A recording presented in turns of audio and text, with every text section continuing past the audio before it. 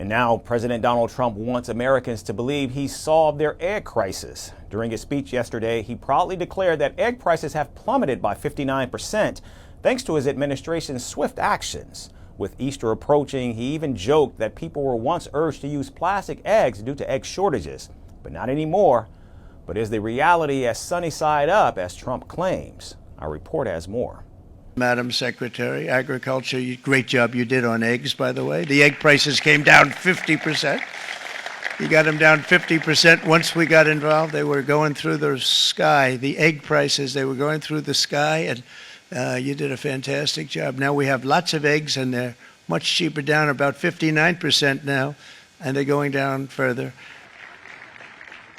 At the White House's Rose Garden, while unveiling bombshell tariffs, U.S. President Donald Trump most definitely didn't forget to leave the eggs out.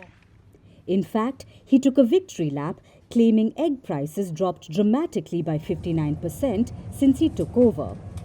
Trump went on to recount how he had been blamed for soaring egg prices shortly after taking office. This year, but in February, core inflation dropped to the lowest rate in 4 years, and the price of eggs, as you know, just in a month and a half, we were there for 4 weeks, and the first week I got blamed for eggs. I said, I just got here. They said eggs have gone up at like 250% and you can't get eggs. And they were going crazy, and I said, I just got here. With Easter just around the corner on April 20th, Trump quipped that people were being urged to use plastic eggs instead of real ones due to past shortages. Fantastic. They were saying that for Easter, please don't use eggs. Could you use plastic eggs? And you really came through. It's an amazing job. Thank you very much, Brooke. You did great. But likewise, an old-fashioned term that we use, groceries. I used it in the campaign. It's such an old-fashioned term, but a beautiful term, groceries. It sort of says a bag with different things in it. Groceries. But do the numbers back up Trump's claims? I campaigned on that. Here is the real situation. While egg prices have indeed come down, the drop is nowhere near the 59% figure Trump quoted. According to the U.S. Department of Agriculture, or the USDA, wholesale egg prices fell to $3 per dozen as of April 2nd. That's only a 9% decrease from the previous week.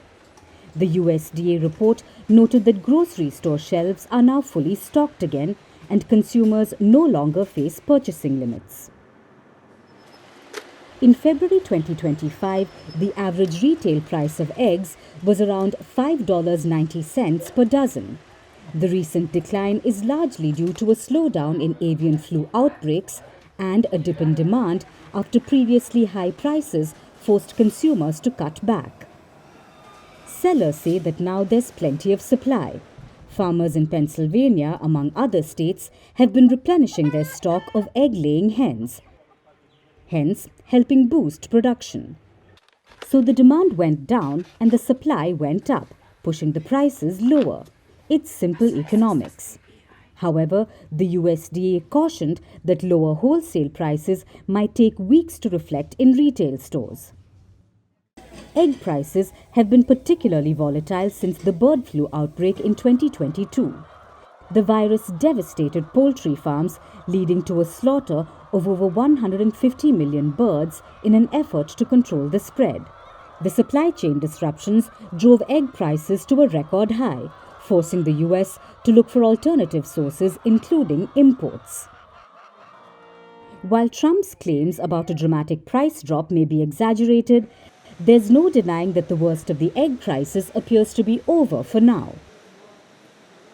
However, whether prices continue to fall or climb once again will depend on factors like production stability, further avian flu outbreaks, and consumer demands. Looks like for now, the Americans can enjoy a variety of egg-based breakfasts.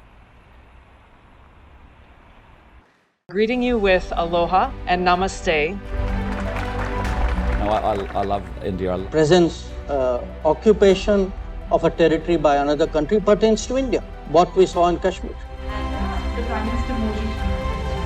How do you see Trump's America? Yes, the current administration behaves differently from the previous administration.